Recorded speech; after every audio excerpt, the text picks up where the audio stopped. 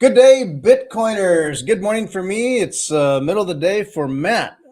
Matt Crosby is the Director of Research and Analytics at Bitcoin Magazine, works for Bitcoin Magazine Pro, the research, data, chart analytics. He is quite the brain behind all of those insights and more for Bitcoin Magazine Pro. You can go there, bitcoinmagazinepro.com, get data analytics on Bitcoin that you just can't get anywhere else.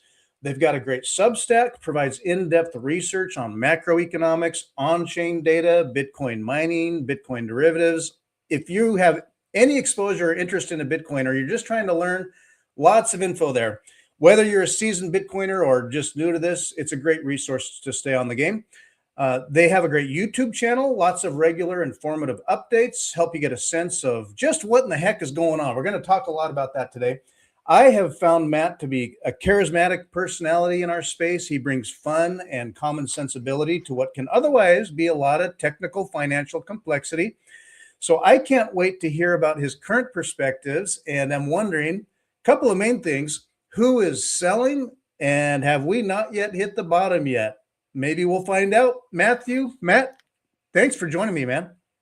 Well, it's a pleasure, and man, what an introduction! I don't need to do any sales. I don't need to do any bigging myself up. I think you've covered all the bases there. But no, much appreciated, and happy to come on today and just talk about all things Bitcoin, like you basically introduced me as. I'm a professional nerd. It's great that I can do this full time. Just look at Bitcoin data and everything influencing the price action, the psychology of investors, and just try and clarify what's really happening in the space. I'm sure we'll dive into everything and more in this hour, or however long we end up going for. Absolutely. It is really fun and validating for people that are into tech, into heck, the history and the future and what is going on in the world, when you want to pay attention and kind of understand like how the gears tick behind the scenes and all the wealth in the world, what is the engine of the world. Finance and charts is a glimpse into like the machinations of what's going on. And it's not that you can know everything about everything, but it's the numbers. And so it's a view into that.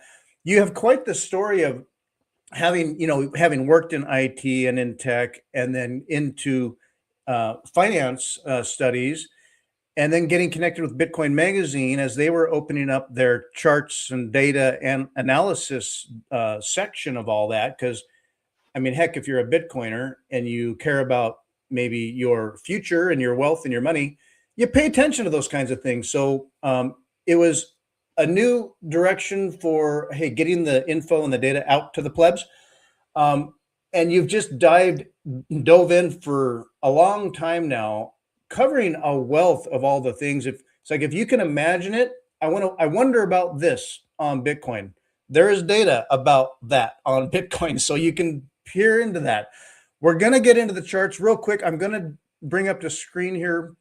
You can find Bitcoin Magazine Pro on X at Bitcoin Mag Pro. They've got their website, like I mentioned, bitcoinmagazinepro.com. There's a free option here, so you can get started. That you can also get a subscription, so you can really get further data and regular updates and alerts and such things. More tools on the charts. And Matt Crosby. I'll just interject very quickly. Yes, go ahead. And this is breaking news. This has not been announced anywhere, and I probably shouldn't be breaking the news.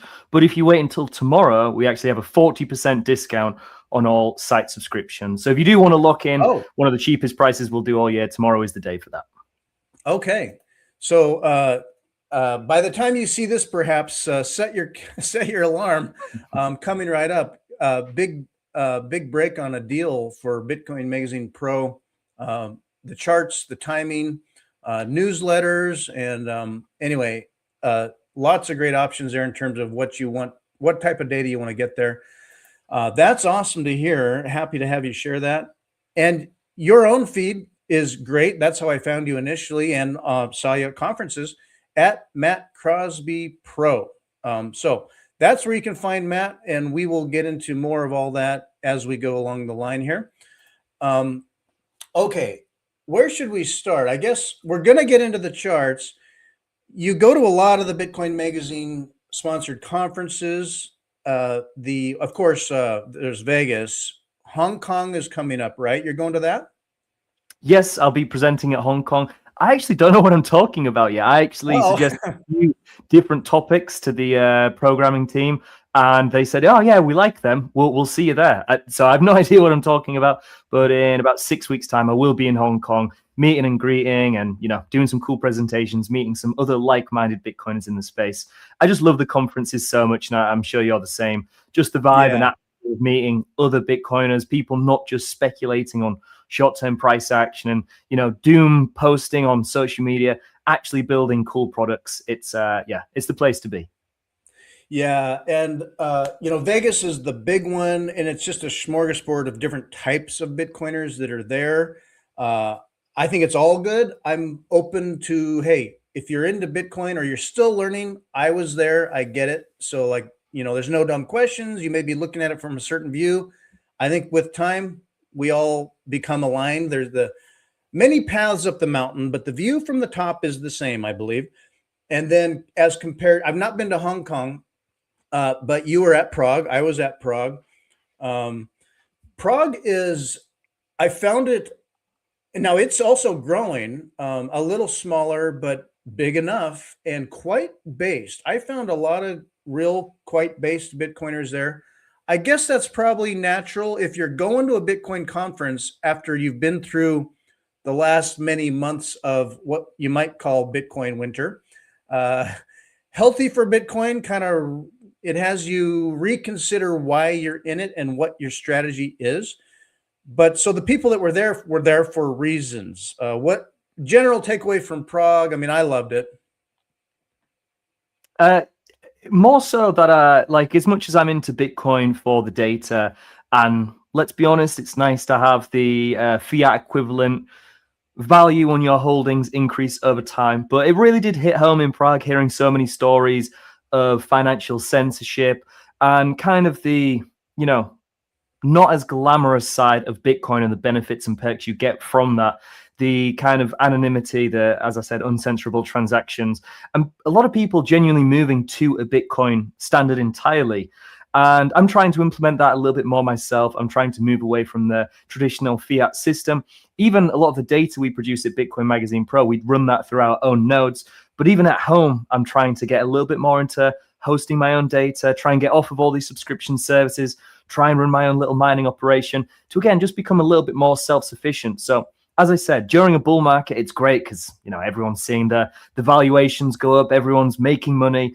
But during the bear markets, during this Bitcoin winter, you'd think the conferences would be a little bit more down, but the atmosphere in Prague was great because, again, you focus on the other aspects and other elements of Bitcoin that maybe don't get as much coverage when everyone's focusing on the price skyrocketing to the upside. And it does just show that Bitcoin isn't just this speculative, volatile asset that we can use for profit incentives. It actually does provide utility and functionality that you really can't find anywhere else. Absolutely. I mean, a lot of people, as you go, we all go through our Bitcoin journey, and your why changes over time. And so, like when I first found it many years ago, it was easy to be enthralled by, oh, just the tech concept, and then quickly number go up. And it was number go up for a little while. And it takes these bear markets to sometimes reevaluate your why. And then you don't lose sight of what the value means to you and your family and your life. I mean, we navigate a fiat world. And so when people are, it's easy to say, okay, well, one Bitcoin's one Bitcoin. Okay. And you're probably getting paid in fiat, paying taxes in fiat. Things are priced in fiat. And down in there is that language of our money, which is for me, the dollar, and for others, the euro, and et cetera. So it's always there though. So even as you DCA, it's like that hump where I went from number go up to, oh, one Bitcoin's one Bitcoin. And then with time, even as my conviction remains more and more hardened, tempered steel, and why I'm into Bitcoin, the number go up piece does matter. Also, from a strategy for Bitcoin integration and alignment of the legacy system, it does matter. So, and those are the charts that you're looking at. So, and there are long cycles to some of this too. There's the day to day and the week to week, month to month, and there are these year long, big long cycles. At one point, I guess I should say last, was it a year ago? I think about a year ago and last fall, I was like, maybe cycles are over. The cycles are over. It's just a new era for Bitcoin. And I don't know if you'd call it the cycle or not, but are we still kind of seeing that longer arc of what you'd say is a cycle? Is that what's at play? Yeah, I think the one thing we see from on-chain macroeconomic derivative data, whatever it may be, is it's really just the mass psychology of investors, but quantified. And regardless if we're looking at the general economy or commodity cycles, Bitcoin and more speculative assets, there's always going to be this kind of boom bust nature of human emotion, fear, and greed. So even if, and I'm kind of in agreement with you here, I think the cycles that we've traditionally seen are kind of coming to their end. Now, it is looking in this bear market that it may be kind of playing out traditionally like they have, where we get this kind of 1 year pullback, then, a year of transition, we get a halving, and then, bull market's back on.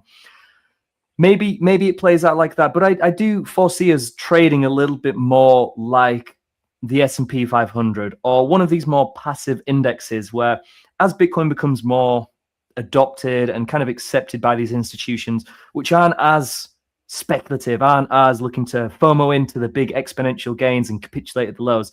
They're happy to just kind of drip feed in 1%, 2%, 5% of their portfolio every single day, every single week. Maybe we don't get kind of these big, massive blow off tops like we historically did, which is really exciting. And I think is kind of necessary to some extent as well. Like you said, that kind of number go up element is necessary for an asset like Bitcoin, just to kind of get people more interested, get people hearing about it, and kind of reaffirm that Bitcoin isn't just this flash in the pan, speculative, asset that isn't around to stay. The more we kind of see these big cycles, the more you kind of realize it has legs, this asset. But as I was saying, I think that institutions and treasury companies and more, I don't want to say sophisticated, but certainly investors with generally a longer time frame horizon that aren't necessarily just looking for 100x or 1000x gains in the next few months, which is, essentially gambling, which many people did with altcoins throughout the previous cycles. I do think we are kind of going to see this slowdown and this kind of lengthening effect taking place. And also just from the aspect of Bitcoin going from a few $1 million in market cap to a few $1 trillion in market cap, the amount of capital required to flow in and flow out of the market to have these big 60, 70, 80% plus drawdowns or these 5,000-6,000% bull markets increases greatly. So there's a few elements at play here. I do think, as I said, the long-standing thesis that Bitcoin always plays out on this traditional 4-year cycle, maybe it plays out this time, but it's not going to last forever. Bitcoin was pretty unique in that it did have this fundamental event in the halving, which, if you look back to the previous halving events, was a pretty monumental occasion because the inflation rate, of course, dropped by 50%, but the influence that actually had on the supply of Bitcoin was massive because we'd only have, say, 50% of all Bitcoin that'll ever exist in circulation. So the inflation rate getting cut by 50% is a massive influence on the supply and demand economics. But where we sit today, somewhere around 95, 96% of all Bitcoin that will ever exist are already in circulation. I think the influence of the halving event is slightly muted to some extent. And when we see Michael Saylor buying more Bitcoin than is, entering circulation every single day this year, it's monumental the amount of capital inflows we're seeing from treasury companies and ETFs when prices are looking a little bit more favorable. But I do think, like I said, we're going to start trading a little bit more like these S&P indexes, where people maybe don't see it as this exciting asset, but it's probably a little bit more sustainable long term. Because as I said, it's human emotion. Once we start getting these big blow off peaks, everyone starts getting greedy, everyone's FOMOing in, it's making headlines. Damn, I should have bought more. It's kind of just a natural progression of any market. And the more we can kind of mute that volatility, those extremes to the upside and the downside, the more we can potentially and hopefully see this kind of more sustainable grind up and to the right. Yeah, the subsidy, as we're down to the last million Bitcoin, and that larger variable gets smaller and smaller in terms of effect, we can start seeing what other factors are coming into play a little more pronounced. And I want to get to your charts. We all want more Bitcoiners. We want an orange pill. We want to get people thinking about this. And at least for me, it's hopefully to help save them from like a melting ice cube of what saving in their fiat. And then if they're going to invest, not to, maybe we can disentangle them from all the counterparty gambling risks of whatever else. So for me, it's like just Bitcoin and time preference, and stay humble and stack. However, people have probably run into challenges orange pilling people this past 6 to whatever months when and I've had it happen to myself, where I have had two scenarios happen in my world where someone comes to me and says, "Oh, I'm kind of curious about Bitcoin. Is it a good time to buy?" And I've said, "Oh, it's always a good time to get Bitcoin. Yeah, just DCA, just do it." And, give it time. Don't keep looking at the price. Think about years down the road, but yes, it's always a good time to buy. So I've had people go, "Cool," and they go in and the price goes down. Or maybe the price goes up and then the price goes down. And then they of course they're going to check the price, and of course they're going to be like, "Oh, damn it, Fritz, I thought you said I'd be a millionaire." It's just kind of natural for people. It's the time preference, but also they don't understand what they have. I have also, after a little better learning, and I would have benefited from your talks and your charts earlier, but I have also in the past year had people come to me with the same question. I'm kind of curious about Bitcoin now. Is it a good time to buy? And I have said, couple of things about that. For me, yes. For you, if you're just getting started and you have dry powder, there's a concept of having dry powder. And if you're going to take a shot, aim. Don't just be like, "Oh, it's good to shoot," so you pull the trigger. Maybe you aim, maybe you time it, maybe you make sure that the enemy is in range. And so I have done, here's my astrology for man. My chart here, I've had people come to me in this area here or this area here, and it's like, "Oh, it's up, it's time to buy. Ooh, it's up, it's time to buy." And I've had people say, "Ooh, is it time to buy?" And now this is my janky little simple thing, but okay, hey, SMA and EMA, there's a death cross, and oh no, we're not crossing. Oh, did we cross? Well, the RSI was not good enough, so we had a very brief little golden cross, and sure enough, another little death cross. So people come to me and would say, "Hey, is it? I'm into Bitcoin. Should I buy?" And I'd say, I would wait. To be honest, I said it will be for sure. So save that dry powder. I can't tell you how much respect and love I got for having said I would wait. And they waited and they saw the price go down. And then they're like, "Oh, dude. So yeah, I definitely want to buy, but better." And this happened, in December, January, February. And then it was like, "Oh, maybe we're out of it in April, May." Nope. And I was telling people I would wait. I know you want to get in, but anyway, let's get off of my charts and get into charts that you want to talk about. No, but I agree 100%. I think a lot of people, especially Bitcoiners who have been orange pilled, maybe a lot of the times overlook the damage it can do to a lot of, first time investors to buy something and hold an asset that goes down 50 I've lost people, plus percent. It's hard, and it will kind of give them an immediate future reaction hearing about Bitcoin of, "I don't really like it," because they have this connotation of losing money when it comes to it. So of course there's times where it's more favorable to buy. And a lot of people will say to me, because I've publicly said, and I'll say it now, there's times where I'm not buying Bitcoin. There's times where I'm probably looking to rotate out of Bitcoin. And a lot of people say, "Oh, it's absolutely sacrilege. How dare you say that?" Never sell your Bitcoin. Well, yeah, look how we 180'd on that one. But I mean, if we're going to go to a Bitcoin standard, hyper Bitcoinization world where we're all living and transacting and being paid in Satoshis, you can still see that there's times where it's probably a little bit more favorable to rotate into a house, to buy more food, to go on that vacation. And there's times where it's probably a little bit more favorable to be prudent with your spare capital, maybe deploy a little bit more into your savings, because clearly we're at a time where it's undervalued. I mean, it wouldn't be crazy to say to someone, I think many people will generally agree that real estate isn't a bad investment. But, if mortgage rates were 15%, you'd say, maybe hang fire a little bit.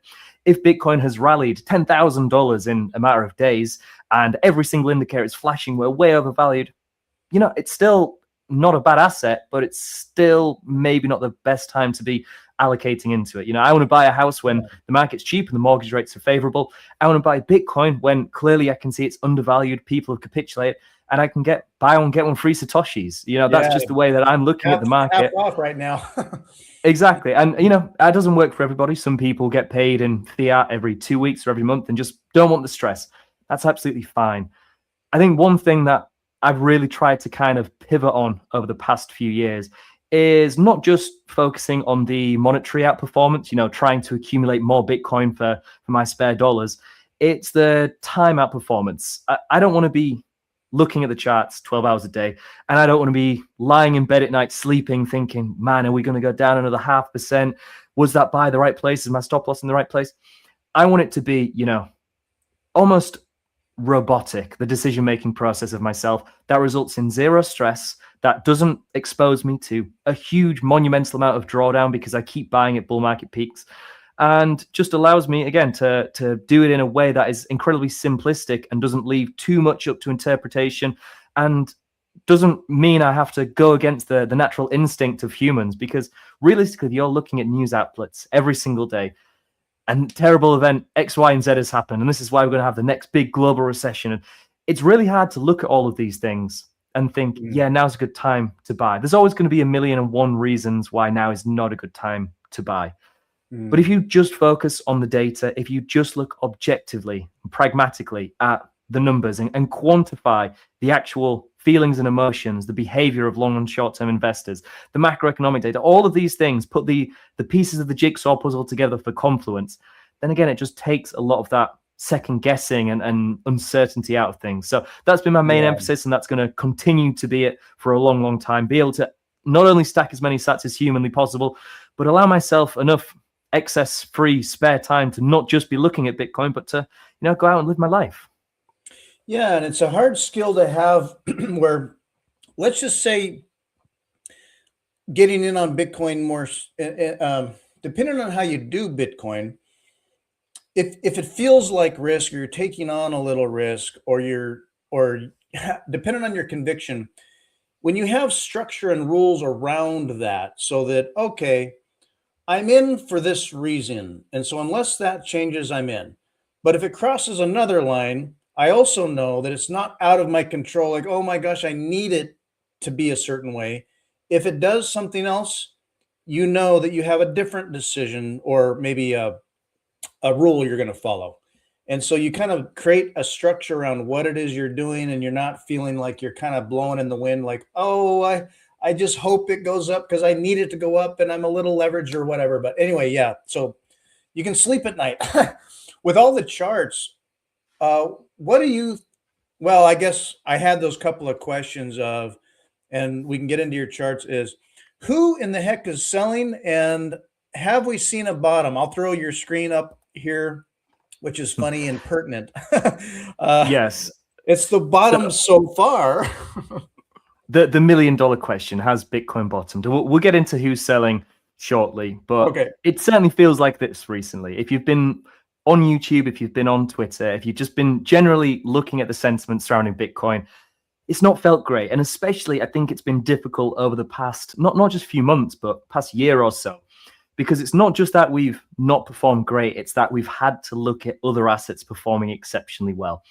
Last year, when we made a new all-time high in October, it was a few $1,000s higher than the previous all-time high, but during that time, equities had rallied massively. Commodities like gold and silver had absolutely skyrocketed to the upside. And now we've seen Bitcoin roll over, and AI stocks are going crazy. You know, storage, SpaceX, whatever it may be. It feels like Bitcoin has been a real kick in the teeth the past few months. But there is a lot of reasons to believe that, again, looking objectively, just focusing on the data, that at the very, very least, now is an incredibly good asymmetric opportunity to be accumulating Bitcoin. So probably one of the most popular charts and simple, effective charts that we've been seeing circulating around, and certainly we can see from our perspective at Bitcoin Magazine Pro what people are looking at. It's this level, the 200 weekly moving average. And it is, as it sounds, literally just the average closing price of the last 200 weeks of price action. But what we can see throughout every single Bitcoin bear market, this has been a pretty good bottoming range. In 2012, 2015, 2018 into 19, even the COVID 2020 dump, all kind of retraced to this line and bounced from it, or very briefly dipped beneath it, and then massively skyrocketed into the next bull market. Now, in the previous bear market, we did actually dip beneath this for a few weeks. Now, you can blame this on the FTX collapse. You can just say, as the volatility is decreasing, we're not kind of extending above it so high, so maybe we'll expand beneath it a little bit lower. Right now, we're right on this line. And as we're filming this, it's kind of flip-flopping above, between, below, whatever it may be. But at the very, very least, we can see, purely focusing on the data, not saying there's going to be an escalation in the conflict in the Middle East, not saying there's going to be a big global financial crisis. Just looking at this chart, there's very, very few opportunities you get to accumulate Bitcoin beneath this level. It's around 6% of Bitcoin's entire history is beneath this price. So if you picked any random day, there's a 94% chance that Bitcoin is above the 200 weekly moving average, and we're currently below it. So at the very least, if you're strategically dollar cost averaging in, and again, that's something that I really try and emphasize. A lot of people, I feel, are all or nothing investors. They're waiting to buy on October the 6th. We're going to have a 1-year bear market. It's going to go down 75%. I'm going to buy it $37,000, whatever price they want. And that's it. I'm going to go 100% all in there. That might work out. There's very little evidence to show that many people can do that successfully and consistently over many, many cycles. Instead, if you were to just strategically dollar cost average in, appreciate that, again, we're at buy one, get one free Satoshis. We're beneath or at a level which has historically marked all of Bitcoin's bear market bottoms. It's, to me, the biggest risk at these levels is not even considering accumulating. Waiting for the perfect entry that may or may not ever come. And I mean, as we see in all cycles, probably missing out entirely. If we just look at the past 3 bear markets, in 2015, within 100 days, we'd gone from around $250-ish to over $460. In 2019, we went from about $4,000 to around $12,000, $13,000 in 100 days. In 2023, very, very similar story. We went from about $15,000, $16,000, $17,000. 100 days later, over $30,000. Bitcoin really does not hang around very long once it starts picking up momentum again. So again, could we go to $55,000, $50,000, $45,000? Yeah, of course we can. But when I look at this, when I look from a probabilistic standpoint, I think that not buying here and potentially missing the entirety of the next bull run, or FOMOing in once we've reclaimed some key levels, 70, 80, 90, $100,000, you're just really missing out on some discounted BTC, which all the data points towards being at a favorable level, an asymmetric period of time. And that's a really good hard floor. And as you can see, we're hitting it right now. Now, could it dip under like it had once before? Yes, but most likely that floor is floating up steadily, and we could see a bounce. And Bitcoin has really done well in this crazy year we've had recently with macro stuff going on. I mean, war and just a new Fed chair and money printer holding tight for a little while longer, and stuff's going to break loose. The markets need liquidity, and there's a lot of just fear out there. So there's like a tension in the air, like what's gonna happen? Something's got to happen, and Bitcoin's been navigating it relatively pretty well. Gold and silver have dropped back down, and fiat's going to fiat. So anyway, continue. Well, this is the thing. It's hard to say to people that Bitcoin's actually not looking too bad when we're down 50%.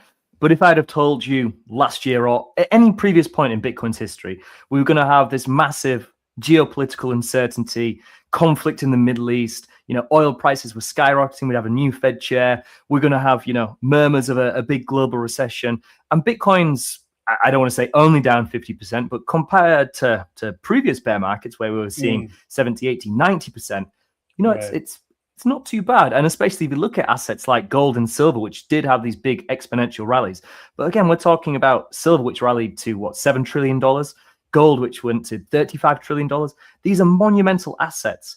And some of them went down 20, 30% in a day. It's crazy to see how volatile other assets considerably larger than Bitcoin can be. And again, Bitcoin is holding up relatively well. I mean, if we look at probably one of, if not the most popular momentum indicator, which is the RSI, or relative strength index. The most recent drop we had to just beneath $60,000 was the third lowest reading we've ever had.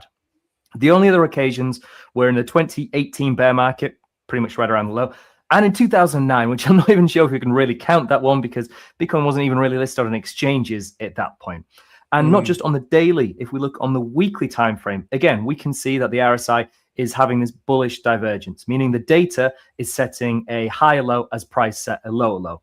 Now, in the previous 3 Bitcoin bear markets, 2 of them were marked with this exact signal. Price made a slightly lower low, RSI made a higher low. Is the same going to happen this time? We don't know for certain. We're not going to know for a few weeks, few months, however long it may be. But again, you start putting these together and think, beneath the 200 weekly moving average, that usually doesn't last long. The most oversold we've ever been on the daily, according to the RSI, or within, a couple of points with the 2018 bear market and 2009. An RSI weekly divergence, which again looks like every single bear market low, excluding that 2018 one, which wasn't even a million miles away from looking like that. You just start putting these together, and it's hard to not see that there's some opportunity in these prices. And just one other quick chart. If we take the previous Bitcoin bear market in 2022, we need to acknowledge that bear markets are mainly made up of 2 periods of capitulation. A lot of people obviously look towards the percentage drawdown and say, yep, we're down 60%, 70%, 80%, whatever it may be. That means the low zone. But really, bear markets are made out of 2 different points of capitulation. There's the price-based, which is the obvious one, which I just mentioned. But there's also the time-based, which is literally just boring investors out of the market. It's people losing hope. It's people capitulating. It's people saying Bitcoin's never going to recover. We're never going to have another bull market. It's the inverse of people at the peak where, we're making new all-time highs at 120,000 and everyone's saying, yeah, but we're going to hit 200,000. Just flip that, and it's exactly what we're seeing right now. We're beneath 60K, or we've been beneath 60K, and everyone's saying, yeah, but we're going to hit 50, we're going to hit 40, we're going to hit 30, whatever it may be. This is the time-based capitulation where everyone's just getting frustrated. It's the angry part of the cycle. Now, if we look at the previous Bitcoin bear market where we had the initial dip down to around $20,000, it was 156 days until we set the ultimate low and the bear market kind of ended. Now, if we overlay that over today, if we line up that price-based, that initial drop capitulation, this fractal of price action, the next and final low, if it were to happen the same again in this cycle, would be on the 12th of July. So 3 days from when we're filming this. So in terms of how long the time-based capitulation actually takes to play out, again, very, very similar. If we look in 2018, it was actually a much shorter duration. It was about 120 days. And in 2015, it was slightly longer, about 160, 170 days.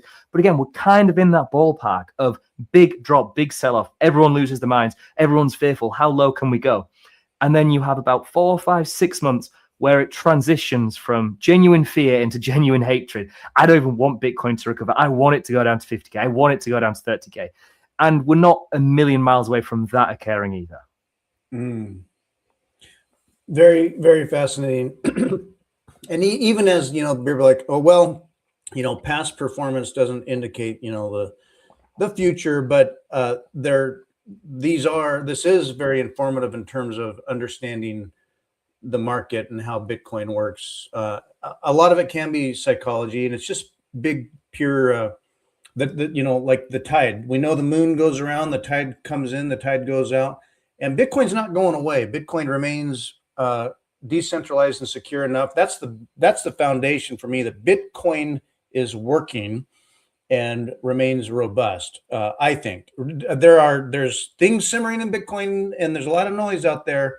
I am very convicted that Bitcoin continues to be granite bedrock protocol. So, and that's where my foundation is. So then the rest can be noise, and we DCA, but and we can get into like, okay, so who is selling Bitcoin at this point? You've got your hodl waves, I know we'll get into, but I love all this. What more you got coming? Plenty more where that came from. So very quickly, we'll go on to who is selling. I also wanted to add another little bit of confluence. If we look at the 50-week and 100-weekly moving average, we can see that the 50-week crosses beneath that 100-week, usually at bear market lows. That's going to happen in about a week's time.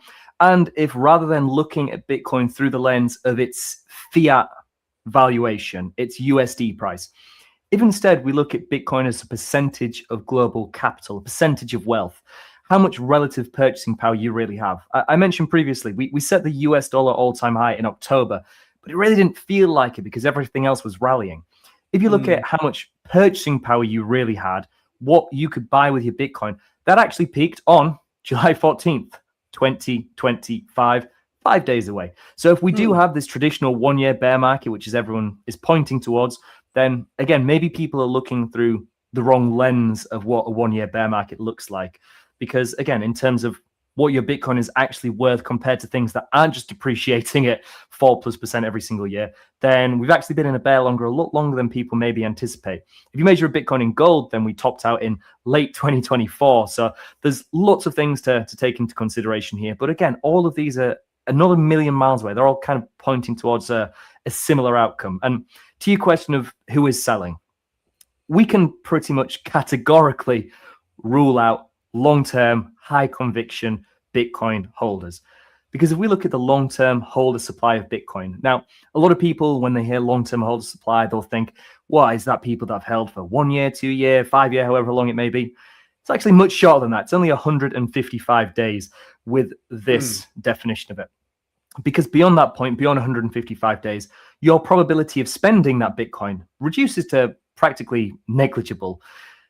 If before that you held Bitcoin for 100 days, there's a decent chance you're just in it for a short-term gain. But beyond 155 days, chances are it's not moving again anytime soon. Recently, this surpassed 16.6 million Bitcoin, practically at an all-time high at around 84% of circulating supply is in the hands of people that have high conviction and likely aren't going to be selling anytime soon. What we can see from previous Bitcoin bull markets is this is usually where long-term holders are actually taking profit. This is where we're actually seeing the fuel for the fire of what causes these big exponential rallies and these big blow-off tops. Because long-term holders, again, they've been around for a few cycles typically. They usually can see when the markets are getting a little bit frothy. And alongside that, they've probably held an asset which has gone from, a few $100s in previous cycles to tens of thousands of dollars. Makes sense to maybe cash in a little bit. So when we start seeing these big waves to the downside, they've coincided with Bitcoin's peaks pretty much every single cycle. But this most recent cycle was a little bit different because rather than having kind of one continuous drawn out process of long-term holders distributing their coins and profit taking, leading to these big exponential blow-off peaks, we actually almost had 3 separate peaks. And it kind of felt like that over the past 2 years through that bull market, man, the amount of times where we'd have kind of 6 months of literally nothing happening, just chopping, consolidating, going sideways, because we'd have this big run up, post ETF, millions of Bitcoin sold by long-term holders. And then the market kind of cools off and steadies and resets a little bit. Then we see long-term holders reaccumulate, or we see people becoming long-term holders because they bought Bitcoin at maybe higher prices and are thinking, you know what, I'm in this for the long term now. So the fact we had kind of these 3 separate peaks for this cycle is pretty, we've not seen anything like that before. And I think that's maybe why we were kind of had this muted peak, because I think this most recent cycle almost saw Bitcoin suffering from success to some extent. Because if you do look at those previous cycles, the only time there'd really be sufficient liquidity for these long-term holders who held 10, 100, thousands of Bitcoin, the only time they'd be able to sell without having a huge influence on the underlying price of Bitcoin, or slippage as it's called, is by waiting until we kind of had this big retail FOMO, until we started seeing huge amounts of capital rotating into Bitcoin. Whereas in this most recent cycle, you didn't have to wait for a big blow off top because Michael Saylor is buying your Bitcoin, BlackRock and other ETF providers are buying your Bitcoin. So the fact that we saw huge passive flows into the market allowed a lot of early adopters to kind of exit the market pretty freely without having a huge influence on the price action. So did that mute the upside? Yes, but the kind of added benefit of that looking forward is the concentration of Bitcoin in the select hands of few individuals, those early adopters, those that were holding thousands, tens of thousands, hundreds of thousands of Bitcoin, has actually massively distributed. If you look at the average holdings per individual user, it's actually decreased quite substantially because there's so many more people holding Bitcoin now. So that's actually a positive thing, and probably why we haven't seen such a severe bear market, because previously you'd maybe only need a few percent of the entire active addresses to start distributing their coins, to start selling before you really had these big, massive blow-offs. But now you need to kind of coordinate 10, 20, 30, 40% of all Bitcoin holders to be selling. And as we can see from this chart, we've never had more conviction. Bitcoin holders have never been more confident in the long term. And we can really see this again, not just by looking at the long-term holder supply, but if we actually look at a ratio of distribution. Now, this is probably one of the more complex and technical charts that we have on Bitcoin Magazine Pro. But I mean, immediately, as you can see, the visuals are pretty clear and obvious. As Bitcoin is peaking, we have these big, warm red colors, these big spikes to the upside. And even though in the most recent bull market, we didn't see, you know, the absolute all-time high with these massive red spikes, we could definitely see there are these very, very elevated territories. And the same is true on the contrary. If we look at the almost opposite, the flip, the vice versa of that data point, when this is in these very cool green colors, it means that, you know, it's probably not a bad time to consider accumulating Bitcoin. We can clearly see this is almost like a traffic light system. Stop buying it red, start buying it green. So how do we actually calculate this? Well, it takes into consideration the coin days destroyed indicator. Now, if at any point you feel like I've not explained anything 100%, or you've not really understood, or you'd like a little more information, if you go to Bitcoin Magazine Pro, on any of the charts, you can scroll down and see a little bit more how we're actually formulating these data points. But the coin days destroyed is almost the velocity of Bitcoin movement. So say I held one Bitcoin for 100 days before transferring it. That would add 100 coin days destroyed. Now, to add the same 100 coin days destroyed with 0.1 Bitcoin, I'd have to hold that for 1,000 days. So once we aggregate all of these coin days destroyed, it really weights the distribution, the transfer of Bitcoin by those who've been holding the largest amount of Bitcoin for the longest period of time. Because again, if you've been in Bitcoin for many, many cycles, you can probably see the telltale signs of the market getting overheated or the market being incredibly undervalued. So what we can do is look at that 30-day ratio of the coin days destroyed and compare it to a yearly average. So it's nice because this is going to adapt as Bitcoin's supply and demand economics evolve. But right now, we're at some of the lowest readings we've ever had. I mean, just a few weeks ago, it was literally on par with the exact lows that we'd set in previous Bitcoin bear markets. And right now, again, even though we've had a little bit of a sell-off, we had that bump up to around $80,000 into the 200 daily moving average, into the short-term holder realized price. But again, we're seeing a huge amount of conviction by long-term holders. The thing that I think is really influencing the Bitcoin price at the minute is kind of the fact that Bitcoin isn't very liquid. I mean, just quickly going back here, if you almost imagined of the just round down 20 million Bitcoin in circulating supply, let's say 10 million of them were in the hands of long-term holders. This would almost result in a money multiplier influence of around a 2x, meaning that if $1 was actually flowing into the market to buy Bitcoin, it would increase the market cap by $2 just because the amount of available supply on the liquid market is reduced by 50%. Now, take into consideration that we're above 80% of all Bitcoin in circulation isn't really available to buy. This results in a money multiplier impact of somewhere between a 5 and a 6x. It's a monumental influence on the underlying market cap of Bitcoin for the inflows and outflows. But again, we're at a point now where there's not a huge amount of interest in Bitcoin. So anybody who is selling, if we look at ETF holders, we've seen a lot of capitulation over there. Even Michael Saylor has been selling a few thousand Bitcoin recently. This has a almost multiplied impact on the Bitcoin price action. But again, this works in two ways. This is why when Bitcoin bear markets end, it's not this slow grind up, it's this big explosive move because it only requires a small amount of rotation to actually kick off the next Bitcoin bull market. And just to really show how little interest there is from retail participants in Bitcoin right now. Again, you mentioned briefly the Bitcoin hodl waves. This is a slight variation on that. So the hodl waves is just looking at the percentage of Bitcoin held by different age bands. So if 10% of all Bitcoin had been held in those by holding it for 1 to 2 years, then that'd be 10%. But the realized cap hodl waves is actually looking at the influence of different age bands on the realized price or the cost basis, average accumulation price, however you'd like to call it, of all market participants. So again, you can very clearly see when Bitcoin is topping out, this is when people are FOMOing in. This is FOMO visualized. This is when plebs are coming in. This is when, you know, the new money that don't really know what they're doing is flowing in very aggressively when these warm colors spike to the upside. But again, when it's very, very low, where we are today, we can see it's pretty much level with the 2019 bear market low. it's actually slightly lower than the 2012 bear market low, and it's slightly above the 2022 and 2015 bear market low. But again, it's in this kind of ballpark where we're not a million miles away in the fact that we've not seen a huge amount of retail interest. We can see that long-term holders aren't capitulating. I think right now we're kind of just waiting for this snowball to turn into an avalanche, and all that's going to require is a little catalyst to get people excited again, to get people actually flowing some capital into Bitcoin. But really, in terms of who's selling at these levels, we can clearly see once Bitcoin is at this point in a cycle, at this point in the bear market, when long-term holder supply is skyrocketing, when the value days destroyed is very, very low, when the realized cap hodl waves are showing almost no new capital flowing into the market, it's at a point where it's, there's not that much Bitcoin that's going to be sold from this point. Now, maybe in a few months, we're going to have a big cataclysmic event, World War III, and markets are going to tumble over. And I'm sure during that point, Bitcoin's going to struggle. But barring any black swan event, the sellers are exhausted. The long-term holders have high conviction.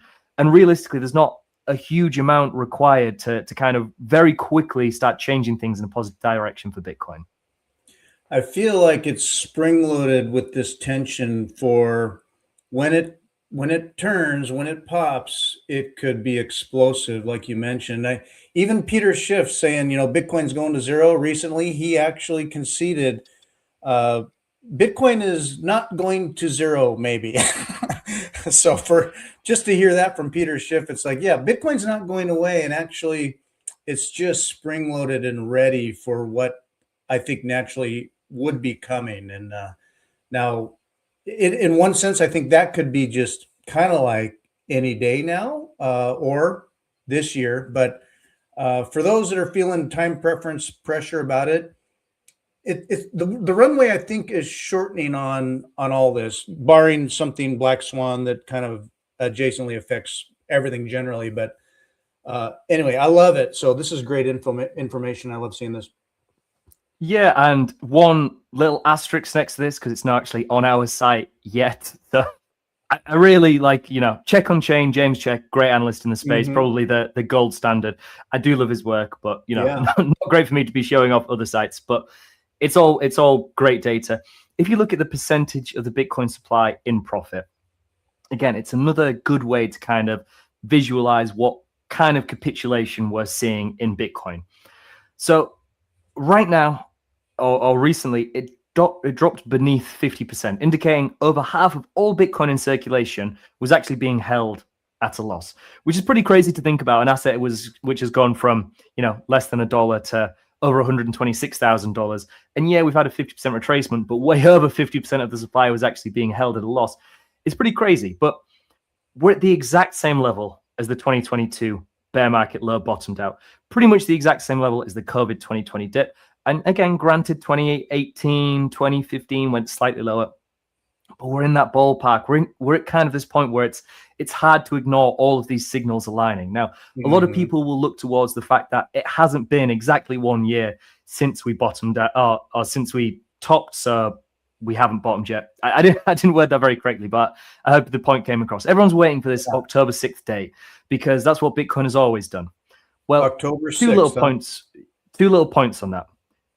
Bitcoin hasn't always had this 1 year bear market. Yes, the previous two were around a year, but if you look to the 2015 bear market, it was about a year and a half. If you look to the previous 2011 into 2012 bear market, it was way less than that. So 2 out of the last 4 Bitcoin bear markets have been 1 year. So it always lasts 1 year narrative. It's kind of lost on me because it takes 10 seconds of research to disprove this. But it also, in all of these previous ones, took a year to kind of reach these levels. It took a year for 50% of the supply to be in a loss. It took a year to see the long-term hold supply start exponentially skyrocketing. It took a year for the value days destroyed start bottoming out. And all of these other signals we've been going past, it took a year to get to that point.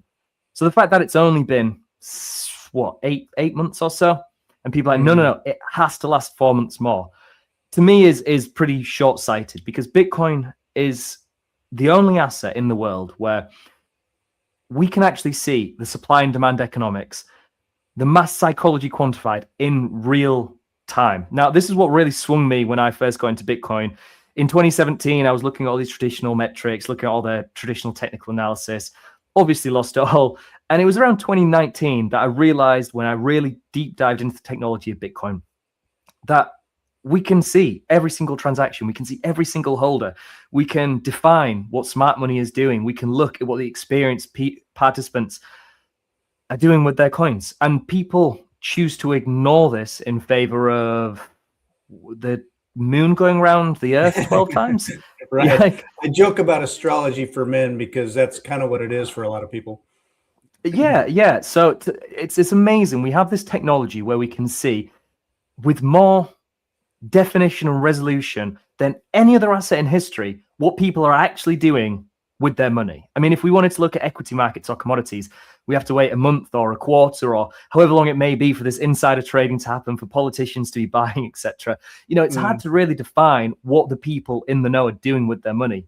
With Bitcoin, we have to wait around 10 minutes on average until a new block comes in, and we can see right there and then who's buying, who's selling, what are people doing with their money. And people step back and ignore this, or for a lot of people, fair enough, if you're not aware that this data is available, you know, that's understandable. But for people who've been in the space many, many years, to just wipe this away as this doesn't mean anything because, you know, whatever astrology effect we're discussing today, that's the thing that really matters, is crazy to me. I mean, it's X-ray vision in the Bitcoin market. And as we can see from many, many indicators, clearly there's a huge amount of effectiveness by using these. Now, of course, I don't want people to get paralysis by analysis by looking at 50 different metrics that are, you know, you don't know which ones to focus on. My advice would to just be, look at a few of these. All the metrics we've discussed today, entirely free. Just pick 3 or 4 out that you like the look of, that you can see historically have worked well, and focus on them. As I said, I don't want to just try and be the platform or the channel that focuses on monetary outperformance. I want people to spend as little time or as much time as they would like looking into this data. And for a lot of people, you know, it's busy. You don't want to be looking at the charts and looking at the data 12 hours a day. I mean, I do love doing that. It's my job, but if I wasn't paid to do it, it'd be my hobby anyway. If you like that, yeah, we do that. Yeah, exactly. So to me, again, I'm probabilistic. And to say this time is different would to ignore all of this and say we're going to bottom in however many months' time, because that's what we've always done, when we've only done that 50% of the time, and that's ignoring all of the data which is saying the different thing.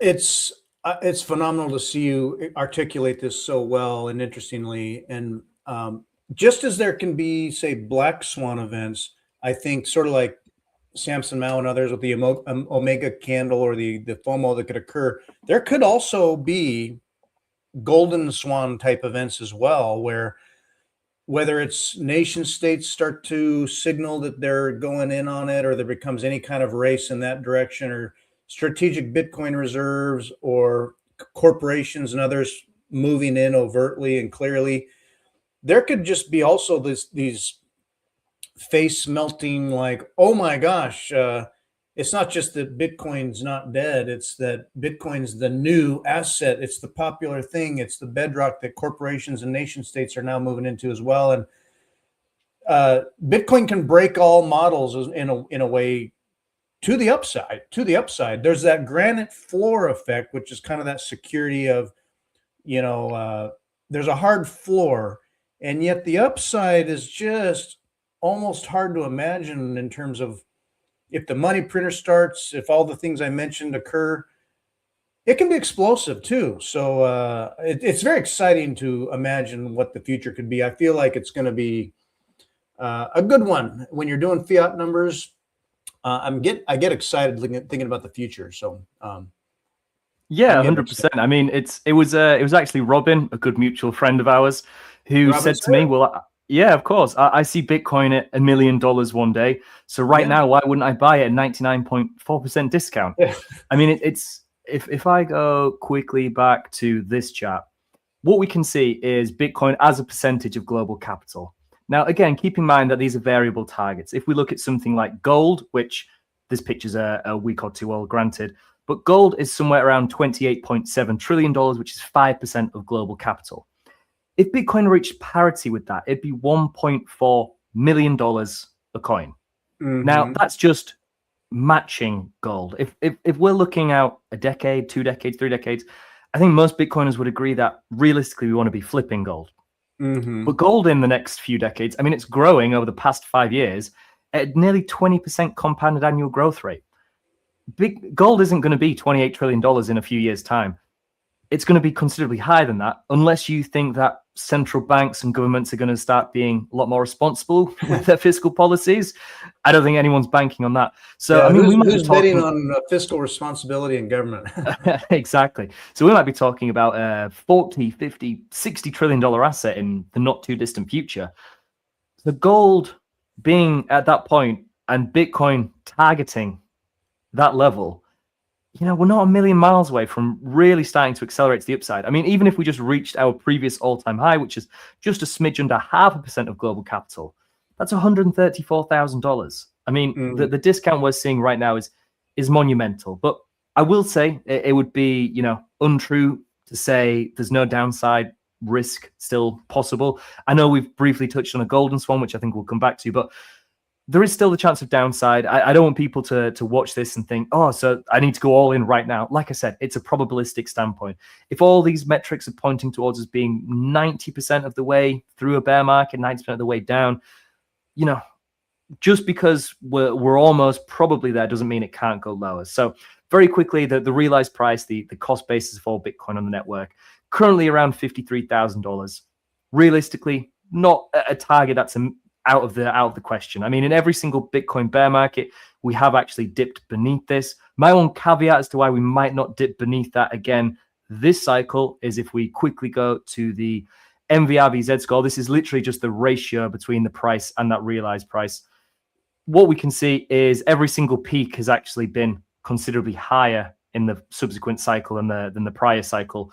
And if we actually put a line of best fit through those troughs, it would actually indicate that we wouldn't cross beneath that realized price this cycle. Similar story for the long-term holder realized price. This is just the cost basis, average accumulation price of those who have been holding long enough to cross into this long-term holder threshold.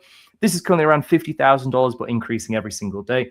So there is some confluence around there, especially considering the cumulative value days destroyed, which is honestly one of the more complicated metrics we have on here, based on that coin days destroyed we discussed previously. But again, $48 and a bit thousand. There's quite a lot of confluence around 50K. So if we do dip lower to around $50,000, I will be going all in into Bitcoin at that point, especially considering if we look at global liquidity, which again seems to have been everyone's favorite buzzword in the previous bull market, but is now everyone's absolute most hated buzzword because we're not tracking global liquidity. It's up and to the right, and Bitcoin's been going down. If rather than looking at just global M2, and I've been saying this for a long time, look at the year-on-year rate of change of global liquidity, because again, to assume that global M2 isn't always going to trend up and to the right is to assume some type of fiscal responsibility from governments and central banks. If you instead look at kind of the rate of change, the acceleration of expansion or contraction, we can see that on a year-on-year basis, it is actually still in a period of slight contraction, or at least the upside is slowing down. And that's pointing towards potentially sometime in late July, August, before we really bottom out. So again, I'm not saying that Bitcoin definitely has bottomed and you need to go all in. I'm just saying from a probabilistic standpoint, it's not looking bad. I mean, if you look at the previous Bitcoin bull market, we actually rallied quite substantially and quite hard before global M2 had actually bottomed out. But these are very correlated. Is a causation effect, I would say so. But if we move past that and look at the potential of a golden swan, I mean, at this point, we're kind of getting into the more fundamentals of how high we think Bitcoin could go. Honestly, I think, again, it's hard to unbiasedly put a price target, because for me, Bitcoin is energy turned into a commodity. If I look at fiat currencies, I could put 40 hours a week into that, and in a year's time, that 40 hours is actually valued less. They're stealing today's effort, energy, and time in the future with this fiat currency. Yeah. Now, with Bitcoin, it's the opposite. I can work 40 hours a week and it's worth 50% less in a year's time. No, I'm joking. But if you actually look at over a long-term time frame horizon, Bitcoin is the best asset to be parking your capital in. I mean, if we look at property priced in Bitcoin, we can see, even though there has clearly been some times where it's more or less favorable to be in Bitcoin or rotating into other assets, the trend is clearly in one direction. And we can see the asymmetric opportunity of looking at a commodity, a currency, whatever you want Bitcoin to be, compared to a traditional asset like gold. Clearly, all the properties of Bitcoin far surpass that. If we look at the potential for AI agents transacting in Bitcoin, on the Lightning Network with Satoshis 1 million times a second, we look at the potential of nation states accumulating, other treasury companies seeing the success of strategy in other treasury companies like Metaplanet and whatnot. Just the thought process of, maybe we should dip our toes and put 1%, 2%, 5% of our balance sheet into Bitcoin to try and, outpace the deflationary effect of bad fiscal policy. The sky really is the limit. Like I showed on the previous image, looking at the gold parity chart of about $1.5 million. I mean, again, I think that's probably, if we're talking decades out, a pessimistic target. I mean, in the next bull market, I'm not going to be one of these guys that says, we're going to rally to $1 million. These things take time. Bitcoin is still in its relative infancy. If we were to target something like silver, which is, I think, a more realistic target for the next cycle, that's somewhere around, I mean, it's been very volatile recently, but somewhere around 3 to 4 trillion. So again, that'd probably be around double what we set the previous all-time high at, so about $250,000, 250K. To me, that's in that realistic kind of target zone. But I always say it's much better to react than to predict. I mean, would have anyone predicted we'd top out 126K and bottom at 60K? Probably not. I'm sure your favorite social media influencer said exactly that would happen. But if instead you look at the data, you can see at the bull market peak, derivatives markets are getting very overheated. Long-term holders are starting to distribute their coins. We're seeing a huge amount of short-term capital, FOMOing in. These are telltale signs of a market that's getting overheated. But if we flip that vice versa, these are the telltale signs of a market being incredibly undervalued. Now, if I just look very quickly at kind of the behavior of investors, because I'm aware I do ramble a little bit, but this is from analysis I did recently. Yeah. If we look instead of the time of when investors actually accumulated their Bitcoin, rather than putting them into age cohorts by saying these investors bought, within 1 month and 3 months ago, if we look at it, if we almost split all of Bitcoin's history into 20 different price bands. So the 5% most expensive days in Bitcoin's history would be the upper band, this 20 region, and the bottom 5% would be this bottom, the 5% cheapest days in history. We can see a substantial amount of Bitcoin is accumulated at the highs compared to at the lows. Only 1.6% of all Bitcoin is accumulated in that bottom 5th percentile band. Very, very small amount. So trying to time your accumulation to perfection, going all in, is a very, very difficult task. We can see well over twice as many people buy the exact peak. And if we just look at the bottom 25% compared to the top 25%, over 10% more of all Bitcoin is accumulated at the highest prices. If we look at those who don't just buy Bitcoin, but one day sell their Bitcoin, we can see only 0.32% of all Bitcoin is bought in the bottom 25% and then later sold in that top 25%. A tiny amount, a very, very small amount. So again, working in absolutes, ones and zeros, I'm going to buy here and sell here, very, very difficult, especially when you're relying on emotion and sentiment that you're seeing on social media platforms that naturally, change your own bias and feeling and conviction. If you instead look at the data, take a completely agnostic approach to the market, dollar cost average in, dollar cost average out, take the stress out of it. Again, it works a lot better. And we can see this is what veteran investors, if we go off this. So a good friend of mine and myself actually worked on putting this chart together, and he wanted to differentiate, rather than those who were buying and holding for a long time, look at those who were buying, say, in that bottom 25th percentile. If I just go back to this chart, this blue area here. If we look at the rate of accumulation from these veterans, those who are buying at the bear market lows, they hold significantly less, but their rate of accumulation accelerates massively at the Bitcoin bear market lows as the bear market is ending. Whereas if we look at the rate of acceleration, the rate of accumulation from rookies, those who have just got into Bitcoin for the first time and buying in that upper 25th percentile, the rate of change in their accumulation peaks at the exact bull market peaks. They buy the tops, they sell the bottoms, and veterans do the opposite. They buy the bottoms, and if they don't sell the top, that's fine, but they at least buy the bottoms. They're getting some good value for money for their Bitcoin. So you need to aim to be one of these veterans. You want to be in these blue bars. You don't want to be the guy or girl who waits for a price that may never come, that waits for a day that may or may not be relevant to the Bitcoin price action. You want to be the person that completely stood back, look at the data, formulated a picture from confluence of macroeconomic data, derivatives, technical, whatever you want it to be, and then just chilled, stacked sats and chilled. And that's what I'm doing right now. Just taking a step back, accumulating strategically with capital that was waiting on the sidelines as we were in the upper echelons of the bull market. And ideally, at the next bull market peak, I'll be able to start rotating a little bit out of that, at the very least for some dry powder to accumulate more Bitcoin at the lows. That is fascinating. And, it still feels like exercising patience in a way, even for veterans who've been in for some years. We're humans and we get our emotions involved, our egos involved, our hustle, gaming, mind, monkey brain involved. And it's good to have those fundamentals where you slow down, you step back, you follow your strategy. And you've said too, you stick to your numbers, even when your gut is kind of churning on stuff.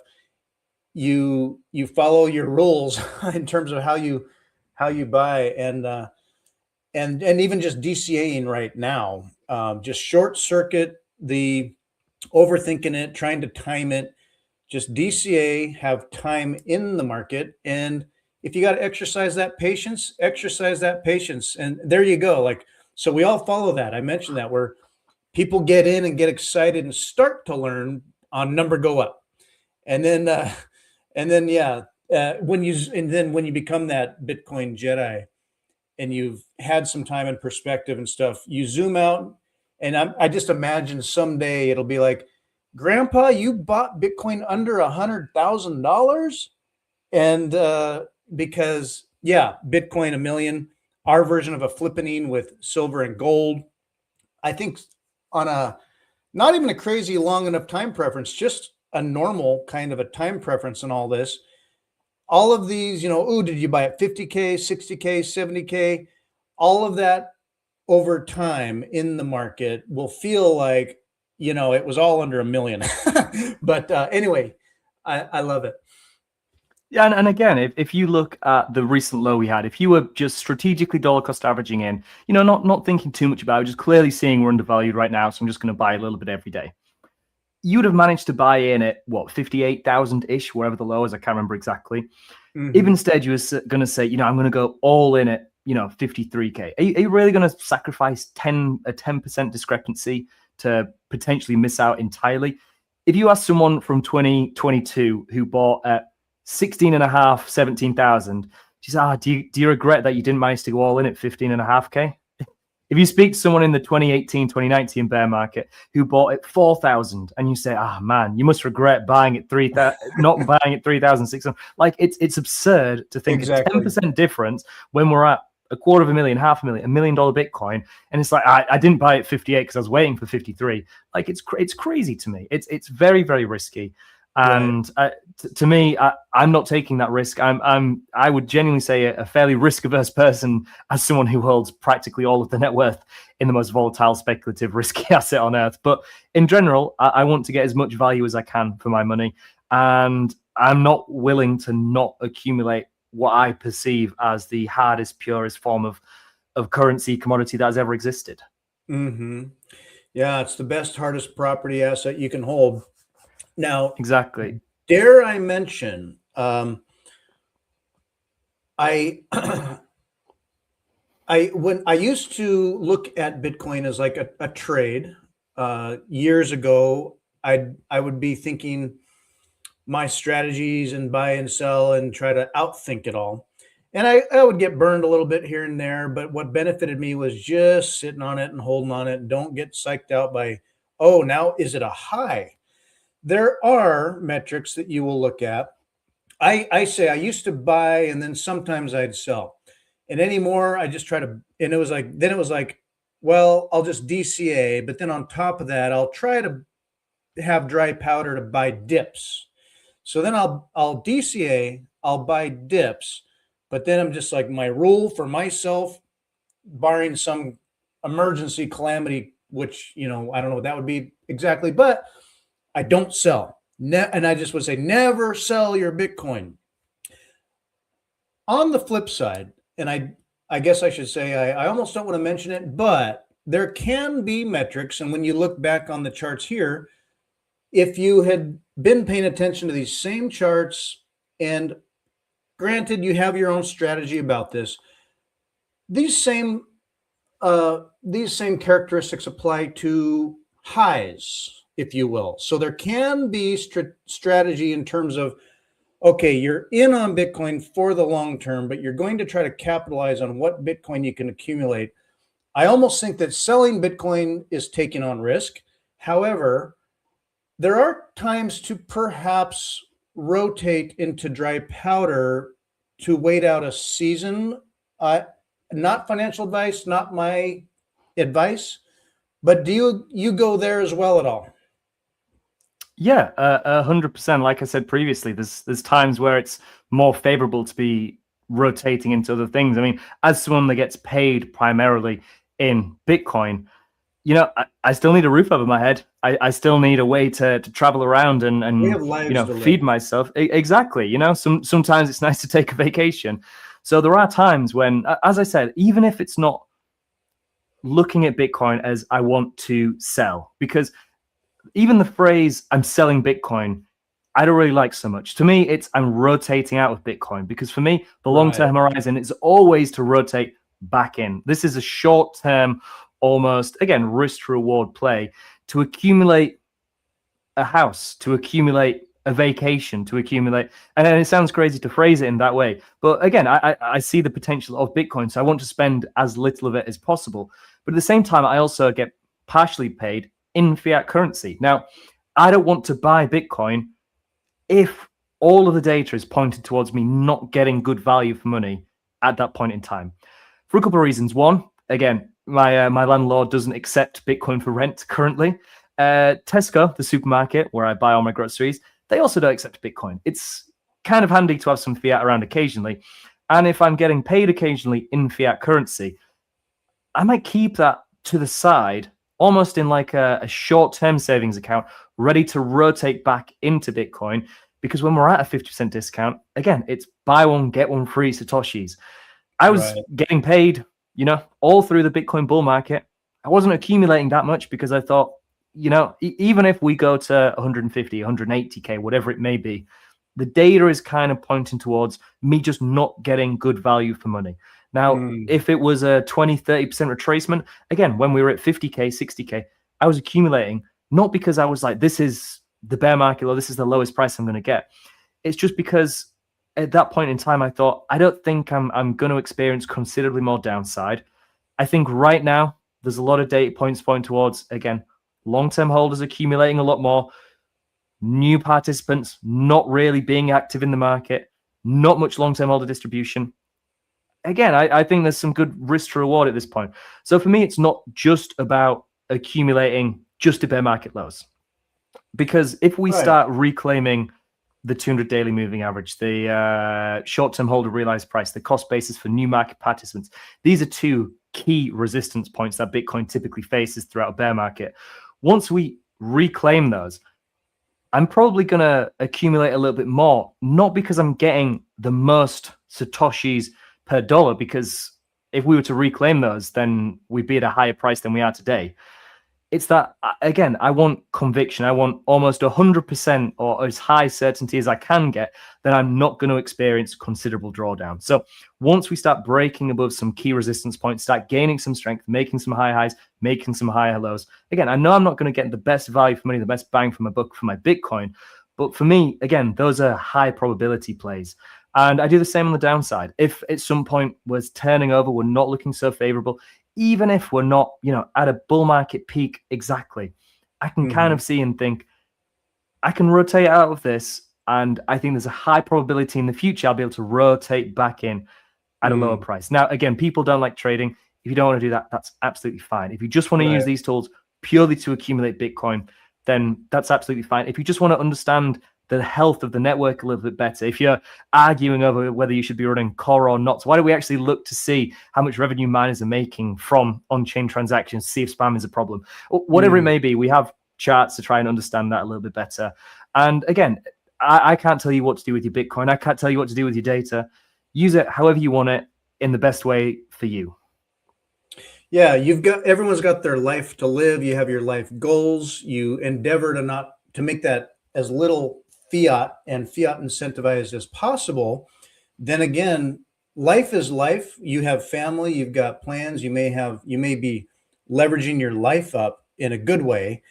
And it may be that Bitcoin is benefiting you in that way. And there can be a lot of judgment cast on such rotations, if you will, rotating even out of it at all. Then again, life is life, and life has goals beyond just one property. It's also what you need to do in your life, and it may be a life changer. And so even as, yeah, it's like, okay, you're not going to sell all of it, but there can be a time and a place where you upgrade things in your life to have a better foundation that then going forward in the future, the long-term plan remains accumulate more Bitcoin when that season comes. And some of these conversations, it could be a year or two out. That's another world, another season that we'd be looking at these kinds of charts in similar ways, but in a different direction. But those seasons come and go, and yeah, it's your Bitcoin, it's your life, and I don't prescribe or judge how people should just hold or not. But I'll always have that foundation of effectively holding and not selling. So, but no, Well, at the I very love least, all this. yeah, if you wanted to stay within the Bitcoin ecosystem, if I were to buy an Antminer S9 to help secure the network and try and earn some passive Bitcoin that was non-KYC through my own mining operation, if I'd have bought that miner up here, I'd have only got one. If I'd have waited and bought the miner down here, I get two. So that's another way to look at it. If you can find some opportune moments to rotate in or out what you require or desire, then so be it. The one thing, I'm a little conscious on time, but I did want to close on this. There is only one other detrimental data point which I'm looking at, which is that if/when England win the World Cup in a couple of weeks' time, the last time that happened, the Dow Jones Equity Index didn't make a gain for 16 years. So I'm very much ready to see no gains across the board and chop solidation until 2042. Personally, I think it's a worthy trade-off as an England supporter and an England fan. I'm not sure if anyone else would agree with that, but just so you are aware, when football does in fact come home, maybe we'll struggle for a decade and a half or so. My strategy is the England in the World Cup buy and sell strategy. That they're playing Norway Saturday. It's exciting. Norway's strong, but I can't wait to see it. I'm really excited to see how England does. I love Norway. I love England. It's now from an American's perspective, talking about the World Cup. Over the years, it's grown culturally in terms of, public interest in the sport and the world's sport we can all play together and celebrate. I love it. I love seeing it. I wish America did better at times. And when they lost to Belgium cringingly, I was like, oh, some of the plays, I was like, oh, but I celebrate all the teams that are doing so well right now. So what do you think those chances for England are? You think what chances they have against Norway? Well, I wouldn't be a true England fan if I wasn't outrageously overly confident. So realistically, I think 6-0, 6-1 maybe. They'll grab a goal. Haaland's a pretty good striker. I'm just looking on Polymarket now. We have over a 50% chance there apparently, and there's a 16% chance that we win the entire thing. Again, who knows? Realistically, it's going to be tough to beat a world-class France team if we even made the final. But again, it's a rare occurrence. This is the true 4-year cycle. What's happening here? Seeing the World Cup every 4 years. But no, I just, of course, I'm an English person. I love watching football. I love England, and as I said, I have to be recklessly confident because an entire generation of every person I know has never seen England win a trophy. It's been over 60 years since the sport we invented has actually been here in terms of us winning it. So hopefully this is the year. So exciting. I can't wait to see England win. It's going to be amazing. There will be a riot party in the streets. I'm really looking forward to it. I want to get people to how to find you here on X. You can find Matt Crosby at Matt Crosby Pro, working for Bitcoin Magazine Pro, their data and analytics branch, all the great charts. I mentioned the Substack. Let's see, is this it? Yeah, you can go to bmpro.substack.com. You can sign up to that, get the newsletters, come here for the articles and all the charts and the explanation behind the charts, and finger on the pulse week by week, many times through the week, updates on what in the heck is going on, just so you have, even if you're not going to change what you do, when you're talking about it or you're wondering in your mind, like, what is going on? This kind of helps understand the forces of nature in these markets. Of course, I mentioned BitcoinMagazinePro.com. Tomorrow, 40% off on a deal to subscribe and get this and get all the stats and charts and alerts that you want. You've got a YouTube channel that's really great as well. Bitcoin Magazine Pro on YouTube, at Bitcoin Magazine Pro here. Regular videos on what's going on. Your charismatic face explaining it all really well, translating the information, making it interesting and informative. So I love it. Lots of signal and content here. You're even on Instagram. You got a lot of memes, some bear memes lately.